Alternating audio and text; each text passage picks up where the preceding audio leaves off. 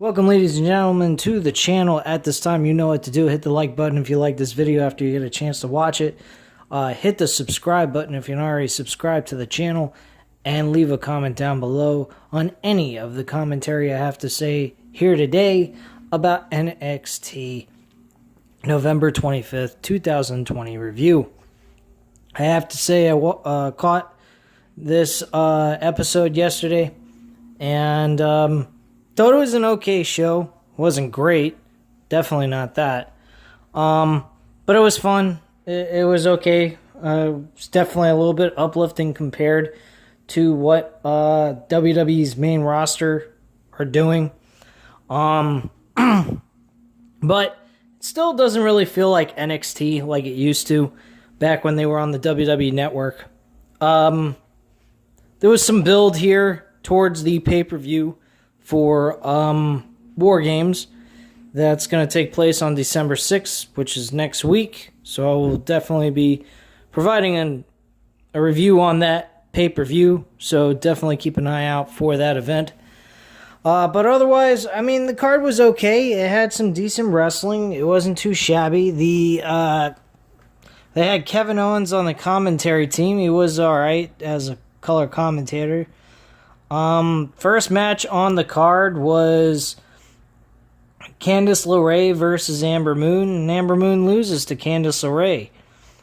Didn't quite understand why they bring her back and then have her lose to Candice LeRae. They also had Toni Storm show up. She's part of her group with Dakota Kai and Raquel Gonzalez. So now they have their own little faction.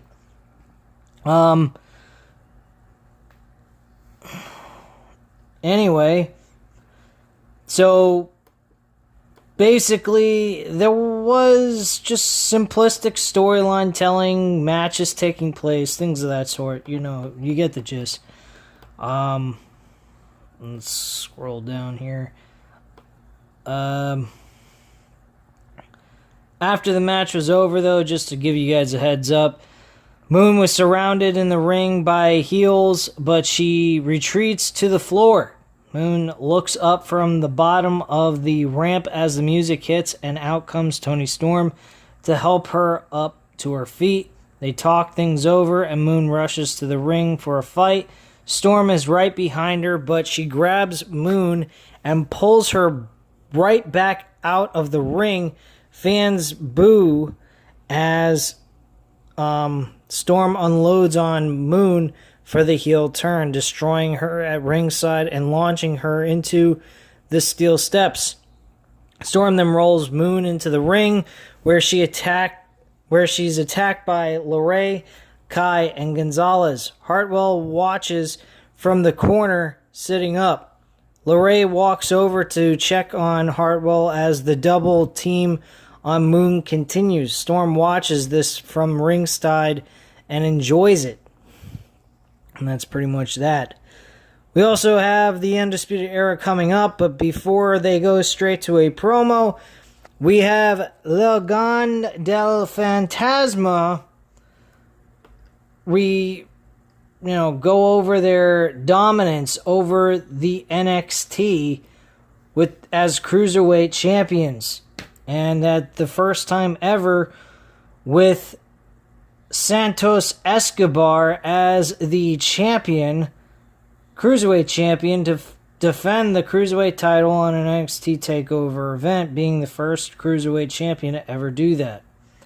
They talk about how they're going to take over the rest of NXT as well. So, that's pretty much the whole point of that promo. Next, we go back to the ring, and out comes the Undisputed Era, Adam Cole, Roderick Strong, Kyle O'Reilly, and Bobby Fish. We see a new clip from Pat McAfee's podcast where he knocks the group ahead of TakeOver War Games and praises the kings of NXT and mentions he won't be here tonight, which is a crock of shit, because at the end of the show, he shows up disguised in a mask, which we all know for a fact is Pat McAfee, and screws over Kyle O'Reilly in the ladder match to have the advantage over the other team in War Games. So that was the main event, by the way. Kyle O'Reilly versus Pete Dunne in a ladder match. To grab a briefcase that grants them the ability to have the so-called advantage over the other team. The Undisputed Era takes the mic and are tired of hearing people claim they're taking the show over. They've heard this numerous times, and now McAfee and his guys are saying it. Cole wishes McAfee was here tonight, but his giant coward, so Cole can't say this in his face. Cole says the best thing besides kicking McAfee's head off last week will be in 2 weeks when he's trapped inside of War Games. They all joke about beating up McAfee, Pete Dunne, and the NXT Tag Team Champions, Oney Lorcan and Danny Burch last week. Cole brings up tonight's ladder match for the War Games advantage and how they have to focus on this. Cole says McAfee picked Dunne for tonight's match, but fortunately, he doesn't know who he's going to be up against. O'Reilly says we all saw what happened at Halloween Havoc, so he needs to fight Dunne tonight. He needs it. They all have no problem with it, and Cole says he loves this angry O'Reilly that they've seen. Cole goes on and says at War Games they will fight a different Undisputed Era. For too long they have fought for titles and bragging rights, but this time they are fighting to drag the other four through absolute hell and prove who the hell the Undisputed Era is. Cole says they will make sure McAfee and his guys are never the same after War Games, and that is undisputed. The Undisputed Era poses together as they drop the mics and the music hits, and that's basically that. So Mackenzie Mitchell is backstage. Candice LeRae dismisses her so she can talk to Dakota Kai and Raquel Gonzalez.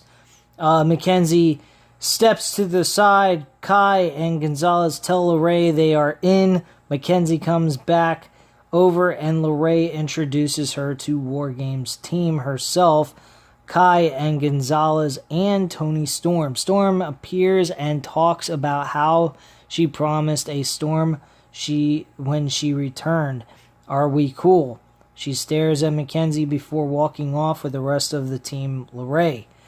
We see some of Timothy Thatcher's previous Thatch as Thatch Can students watching in the back before he faces Kushida.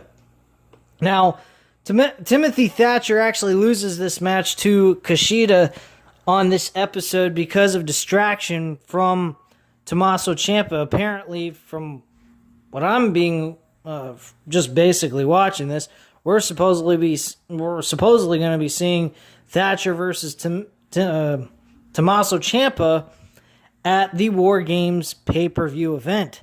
That's what I'm assuming, which should be an interesting matchup because they've never competed against each other, number one. Number two, seeing Thatcher and Tommaso Ciampa is an interesting mix-up here. So it should be a little bit of fun to see how they work together and what kind of chemistry they might have in the ring. So that was pretty much it. Kushida wins this match. He ends up making Thatcher tap out, by the way, by a Kimura lock, which shocked the hell out of me because Thatcher's never tapped out in NXT, ever. I've never seen him do that. So, that was new to me. Anyway, moving forward here, if my fucking computer will let me, which apparently it won't. Alright.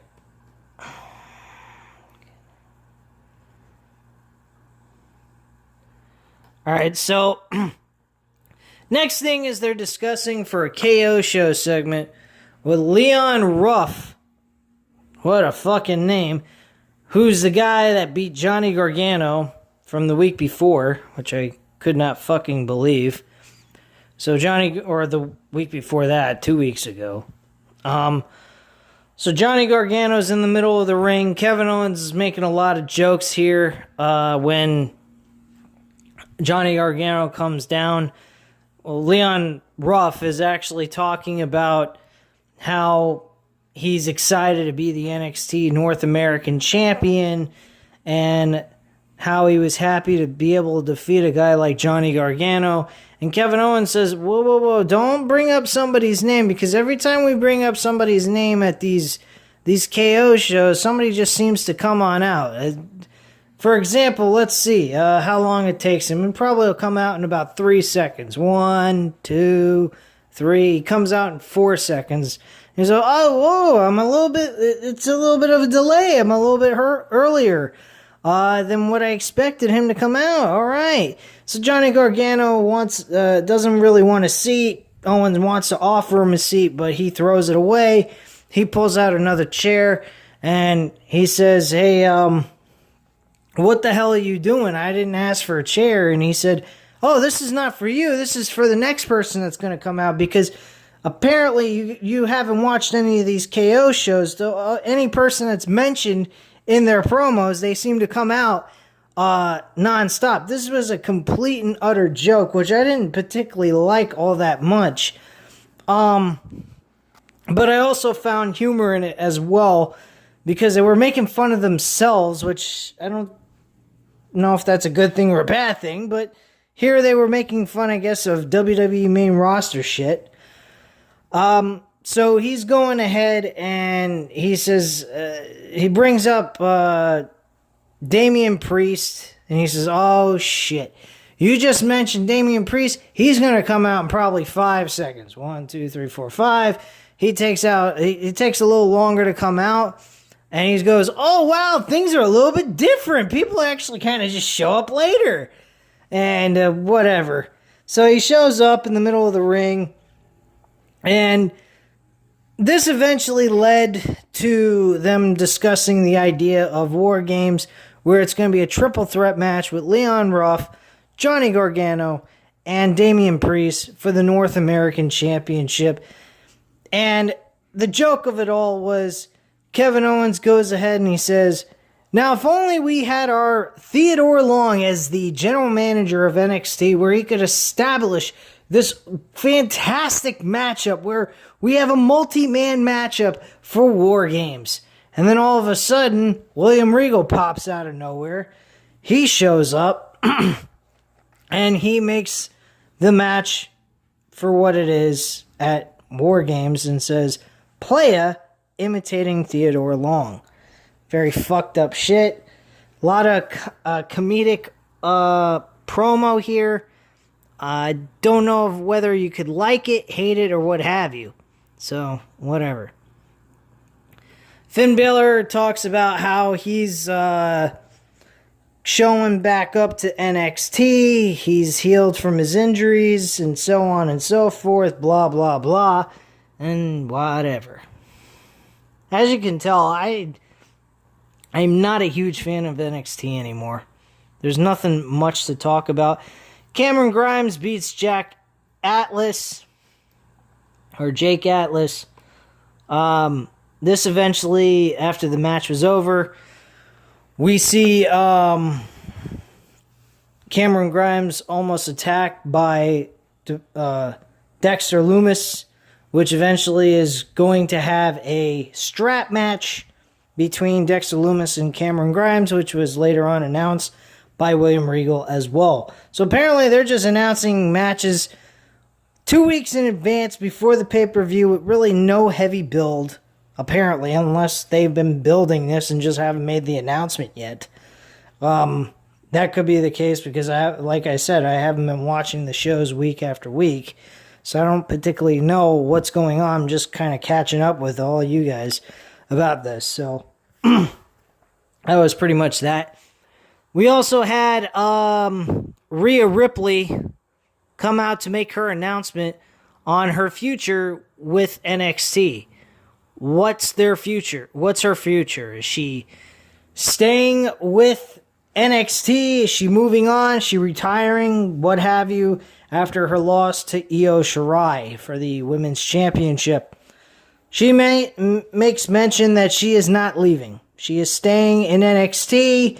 She will not be leaving. She's going to regain her right at the Women's Championship later on in the future and win back what she feels is rightfully hers. That's pretty much that.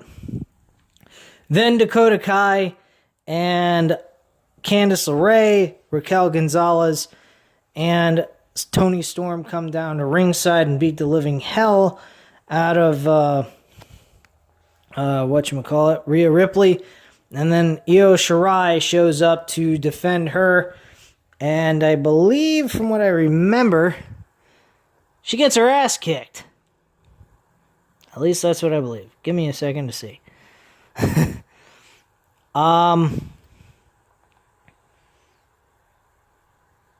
Yeah, she just gets her... Rhea Ripley gets her ass kicked, actually.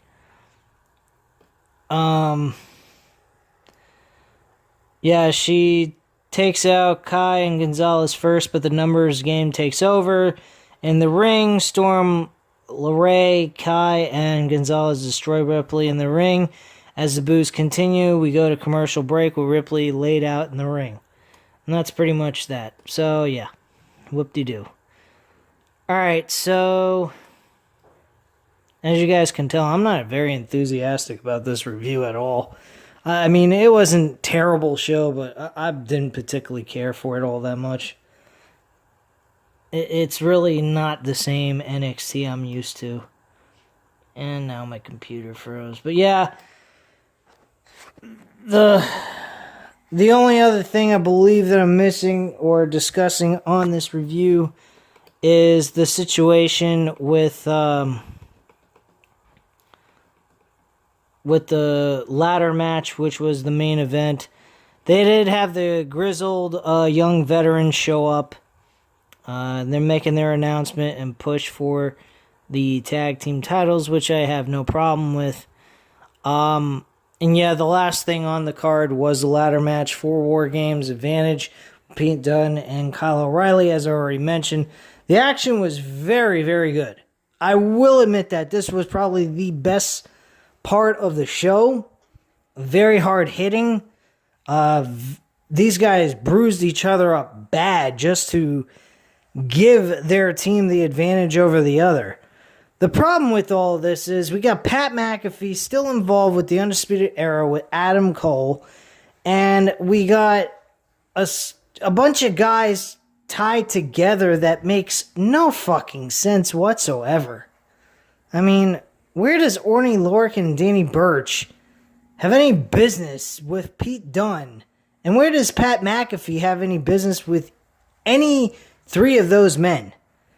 It astounds me. It really is astonishing how fucking stupid this whole grouping that they got put together is. I mean, don't get me wrong, I love Danny Burch, Orny Lorcan as a tag team. I even openly admitted this years ago. I thought they should have been tag team champions when they faced the Undisputed Era for the tag team titles. But the way they are being placed now is just fucking stupid. I honestly am going to say this. I really think that they've been mentioning this, and I believe this full-heartedly. I believe that the Undisputed Era are going to lose the War Games match for the first time ever.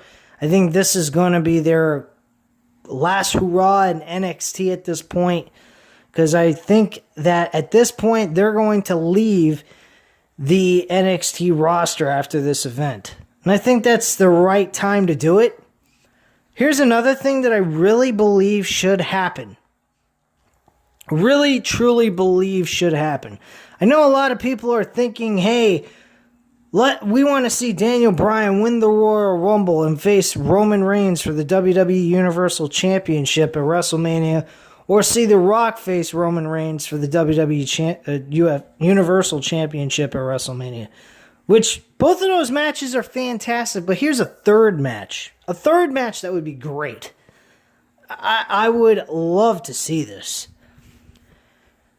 The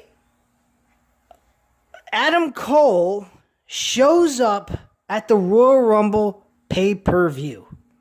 Shows up at the Royal Rumble pay-per-view. And he wins the Royal Rumble. He's not part of any brand either. They don't have the Undisputed Era show up yet. Not for a while. I'd say until like after WrestleMania. Because this is how I would put this.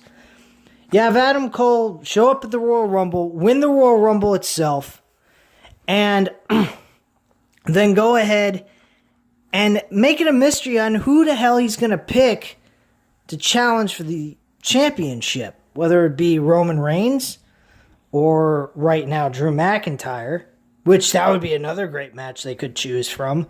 Two good matches they could make between Adam Cole and Drew McIntyre and Roman Reigns. They could go either way with the pick that they want to do. This is a very interesting concept because both matches with Adam Cole facing Roman Reigns or Drew McIntyre would be fucking great. You have maybe like a month in advance before the WrestleMania pay-per-view, you have Adam Cole finally make his decision. And he chooses Roman Reigns. Because you got Roman Reigns saying he's building an empire, he's the head of the table, he's this, he's that, blah, blah, blah.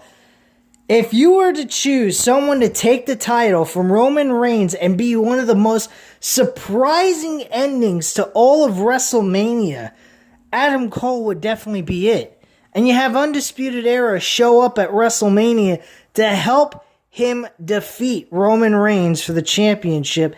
I think that would be fucking unbelievable. I don't think anybody would expect that to happen. I think that would be fucking awesome. That's just my opinion. But anyway, guys, that's pretty much the overall consensus of this show. Very short and sweet to the point.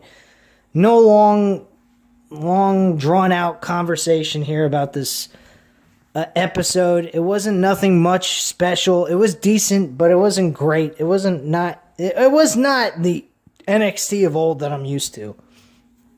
Still. So at this time, guys, you know what to do. Hit the like button if you liked the video.